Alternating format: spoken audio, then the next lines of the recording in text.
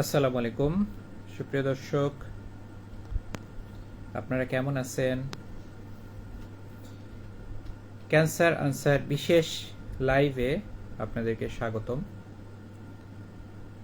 সবাইকে পবিত্র রমজানুল মোবারকের শুভেচ্ছা। একই সাথে আসন্ন পবিত্র ঈদুল ফিতর এর অভিনন্দন। বর্তমান সময়ে আমরা আমাদের প্রিয় রোগীরা যারা রয়েছেন, আত্মীয় স্বজন, বন্ধু বান্ধব যারা ক্যান্সারে আক্রান্ত রয়েছেন, তাদের জন্য খুবই গুরুত্বপূর্ণ একটি প্রশ্ন বা তাদের খুব গুরুত্বপূর্ণ একটি জিজ্ঞাসা যে ঈদ বা উৎসবে তারা কিভাবে থাকবে, কিভাবে চলবে, বা তাদের এই ঈদে ক্যান্সার রোগীর যত্ন কি হবে, করণীয় কি হবে। তো এই গুরুত্বপূর্ণ বিষয়টি নিয়েই আজকে আলোচনা করব। তো আপনারা যারা যুক্ত হচ্ছেন বা হবেন, আপনারা কমেন্ট করে জানাবেন যে আমার কথা শোনা যাচ্ছে কিনা। নিজ নিজ প্রোফাইলে শেয়ার করার মাধ্যমে আরও বেশি বেশি সংখ্যক মানুষের কাছে আজকে লাইভটি, গুরুত্বপূর্ণ লাইভটি পৌঁছে দেওয়ার জন্য সুযোগ করে দিবেন। প্রিয় দর্শক, তাহলে শুরু করা যাক আজকের ক্যান্সার আনসার লাইভ। ঈদে ক্যান্সার রোগীর যত্ন বা করণীয় কি? ক্যান্সার রোগী তিনি অন্যান্য সাধারণ মানুষের মতো নয়। তার জন্য অবশ্যই কিছু কিছু ব্যাপার রয়েছে যেটি সাধারণ মানুষের তুলনায় ব্যতিক্রম হবে। তো কয়েকটি বিষয় নিয়ে আমি কথা বলবো। প্রথমত হচ্ছে খাবার। একজন ক্যান্সার আক্রান্ত ব্যক্তি ঈদে তিনি কি খাবার খাবেন? আপনারা জানেন যে ক্যান্সার এমন একটি রোগ যেখানে আসলে খাবার বিশেষ কোনো বাধ্যবাধকতা নেই। তবে হ্যাঁ, সহজপাচ্য খাবার, ভালোভাবে সিদ্ধ করা, রান্না করা, কম মশলাযুক্ত, কম ঝালযুক্ত, এরকম মানে ঝাল কম, এরকম খাবারগুলো একজন ক্যান্সার আক্রান্ত ব্যক্তির জন্য সুবিধাজনক।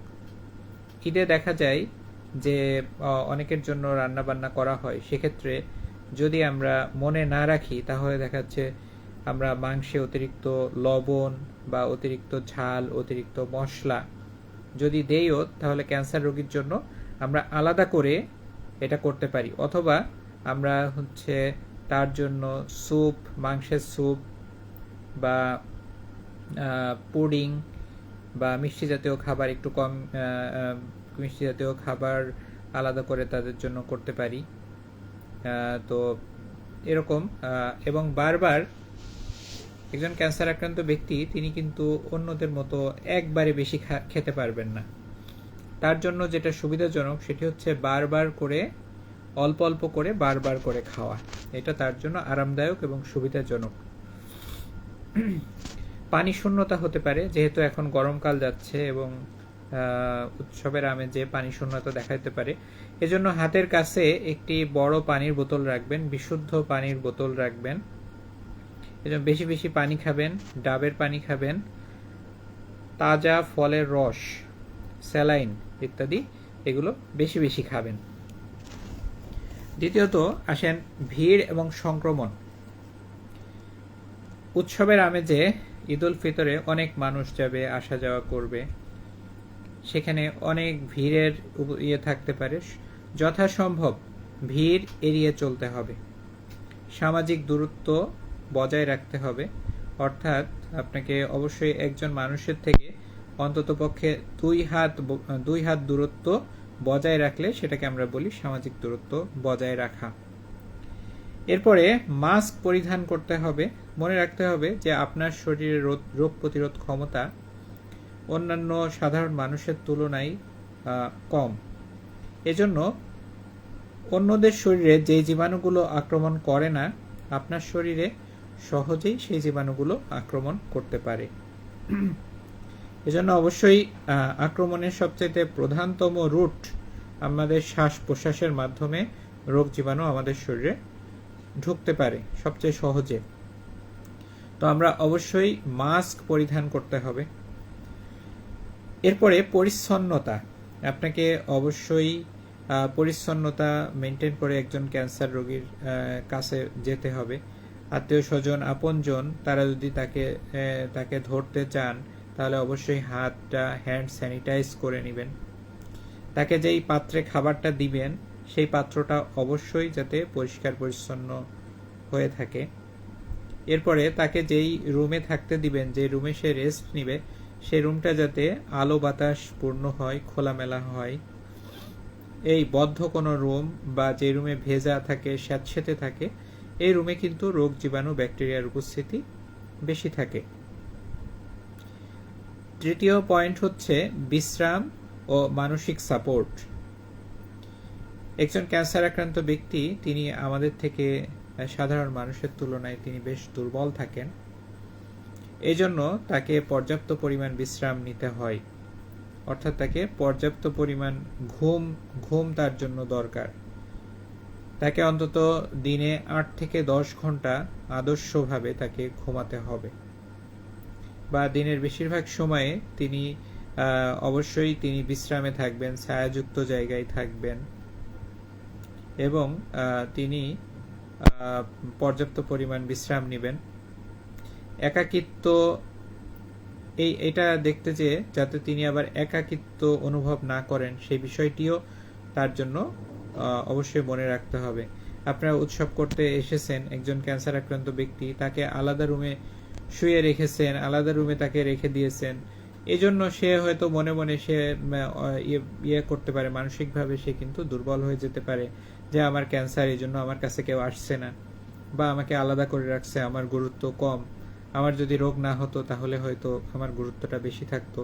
এরকম একটি কিন্তু চিন্তা সে অবশ্যই করতে পারে। আপনারা যদি ক্যান্সার আক্রান্ত রোগীর সাথে কাছে যান, অবশ্যই সামাজিক দূরত্ব মেনটেন করে তার ঘরে যেতে পারবেন, তার কাছে যেতে পারবেন, তার সাথে কথা বলতে পারবেন, গল্প বলতে পারবেন, কিন্তু অবশ্যই যাতে সামাজিক দূরত্ব একটি বজায় রাখা হয়। তার বিছানায় যে হঠাৎ করে যে কেউ বাইরের মানুষ এসে বসে পড়বে, এরকম যাতে না হয়। হঠাৎ করে কেউ হ্যান্ড স্যানিটাইজ ছাড়া অপরিচ্ছন্ন অবস্থায় কেউ তার সাথে কোলাকুলি করবে, তার মুখের কাছে নিয়ে যাবে আনমাস্কড অবস্থায়। আপনারা নিশ্চয়ই দেখেছেন যে আমাদের সাবেক প্রধানমন্ত্রী বেগম খালেদা জিয়া, তিনি কিন্তু খুবই অসুস্থ ছিলেন এবং তিনি কিন্তু ক্যান্সার আক্রান্ত ছিলেন। তো তিনি কিন্তু একটি সামরিক একটি প্রোগ্রামে, একটি কুচকাওয়াজে তিনি কিন্তু গিয়েছিলেন এবং তারপর থেকে কিন্তু তার সেপ্টিসেমিয়া ডেভেলপ করে, তিনি শয্যাশায়ী হয়ে যান এবং তিনি আলটিমেটলি কিন্তু মৃত্যুবরণ করেন এবং তার শরীরে সেপ্টিসেমিয়া হয়ে যায়। তো আমরা দেখেছি তিনি কিন্তু মাস্কটা ঠিকমতো পরেছিলেন না এবং অনেক মানুষ কিন্তু তার কাছে গেছিল, তার মুখের কাছে মুখ নিয়ে কথাবার্তা বলেছিল। অতএব সাবধান, আমাদের মুখের ভিতরে কিন্তু সবচেয়ে বেশি সংখ্যক রোগ জীবাণু থাকে এবং মুখ এবং শ্বাস প্রশ্বাস এবং নাক দিয়ে কিন্তু আমাদের শরীরে সবচেয়ে সহজে জীবাণুগুলো প্রবেশ করতে পারে। এজন্য একটা মাস্ক কিন্তু আপনার জন্য জীবন প্রতিরোধী হতে পারে এবং সামাজিক দূরত্ব আপনি অবশ্যই বজায় রাখার চেষ্টা করবেন সর্বদা। এরপরে অতিরিক্ত ভ্রমণ পরিহার করতে হবে। অতিরিক্ত ভ্রমণ, আপনি যদি জার্নি করেন আপনাকে অবশ্যই আরামদায়ক জার্নি বেছে নিতে হবে। অর্থাৎ আপনি যদি রৌদ্রের মধ্যে খোলা কোনো গাড়িতে করে আপনি যদি যান, আপনি যদি ভাঙা রাস্তায় যান, আপনি যদি দীর্ঘ পথ যদি যান, তাহলে সেক্ষেত্রে আপনি কিন্তু ক্লান্ত হয়ে যাবেন, আপনার শরীরে এনার্জি কমে যাবে। তো এই জন্য আপনাকে অবশ্যই এই অতিরিক্ত ভ্রমণটা পরিহার করতে হবে। যদি ভ্রমণ করতেই হয় তাহলে সবচেয়ে নিরাপদ হচ্ছে রেল ভ্রমণ। এরপরে যদি বলেন তাহলে আপনি হয়তো বড় বাসে স্লিপিং ওয়াইড যেই সিটগুলো রয়েছে, আপনি ধরুন সাপোজ ঢাকা থেকে অন্য কোনো জেলা শহরে নিয়ে যাবেন, আপনি এসি স্লিপিং চেয়ার যেগুলো রয়েছে, যেখানে পর্যাপ্ত পরিমাণ রেস্ট নেওয়া যায়, এরকম বাসে আপনি চুজ করতে পারেন তাকে নেওয়ার জন্য। এরপরে আপনি ক্যান্সার আক্রান্ত ব্যক্তিকে বিভিন্ন জায়গায় অতিরিক্ত ভ্রমণে না নিয়ে গিয়ে তাকে আপনি তাকে পর্যাপ্ত বিশ্রামের ব্যবস্থা করতে হবে। 4 নাম্বার হচ্ছে ঔষধের নিয়ম মেনে চলা। আপনি যে ওষুধগুলো খাচ্ছেন, রেগুলারলি খাচ্ছেন, আপনার চিকিৎসক আপনাকে বলে দিয়েছেন, যে ওষুধগুলো প্রেসক্রাইব করে দিয়েছেন, আপনাকে সেই ওষুধগুলো অবশ্যই মেনে চলতে হবে।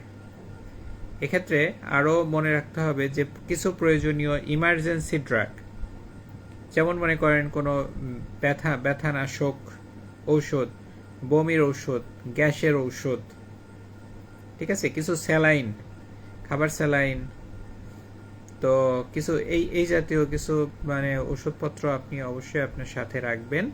একটা মেডিসিন বক্স করে ফেলবেন এবং সেখানে প্রায় তার যে ওষুধ লাগে বা সবসময় যে ওষুধগুলো লাগে সেগুলো রাখতে হবে এবং নিয়ম মতো প্রতিদিন তিনি যেই নিয়মে ওষুধগুলো খেয়ে থাকেন সেই নিয়মে যাতে তিনি খান সেটা কিন্তু অবশ্যই নিশ্চিত করতে হবে। এরপরে আপনি নিকটস্থ হাসপাতালের ঠিকানা জেনে রাখবেন এবং আপনার চিকিৎসকের নাম্বার আপনার কাছে থাকবে। যদি হঠাৎ করে যদি তার অনেক জ্বর হয়, শ্বাসকষ্ট হয় বা বমি যদি হয়, তাহলে অবশ্যই চিকিৎসকের পরামর্শ নিতে হবে এবং প্রয়োজনে হাসপাতালেও ভর্তি করা লাগতে পারে। তো প্রিয় দর্শক, আমি আজকে যেই পয়েন্টগুলো ধরে আপনাদের সাথে আলোচনা করলাম সেটি 1 নম্বর হচ্ছে যে ক্যান্সার রোগীর খাবার, 2 নম্বর হচ্ছে ভিড় এবং সংক্রমণ নিয়ন্ত্রণ, 3 নম্বর হচ্ছে বিশ্রাম ও মানসিক সাপোর্ট, 4 নম্বর হচ্ছে ঔষধের নিয়ম মেনে চলা। এই 4টা জিনিস আমরা যদি মেনে চলতে পারি, একজন ক্যান্সার আক্রান্ত ব্যক্তির ঈদ উৎসব এটি তার জন্য অনেক মানে আনন্দদায়ক হবে। আমরা আশা করি প্রতিটি ক্যান্সার আক্রান্ত ব্যক্তি তারা আপনজনদের সাথে এবারকার ঈদ উৎসব তারা যথাযথভাবে পালন করতে পারবে এবং তাদের জন্য দোয়া এবং শুভকামনা করি। প্রিয় দর্শক, আজকে যারা ক্যান্সার আনসার এই গুরুত্বপূর্ণ লাইভে যারা যুক্ত ছিলেন, অনেকে কমেন্ট করেছেন। রনি আহমেদ সালাম দিয়েছেন, ওয়ালাইকুম আসসালাম। এনামুল হাসান সাউন্ড ওকে, হ্যাঁ, হায়দার আলী, সবাইকে ধন্যবাদ।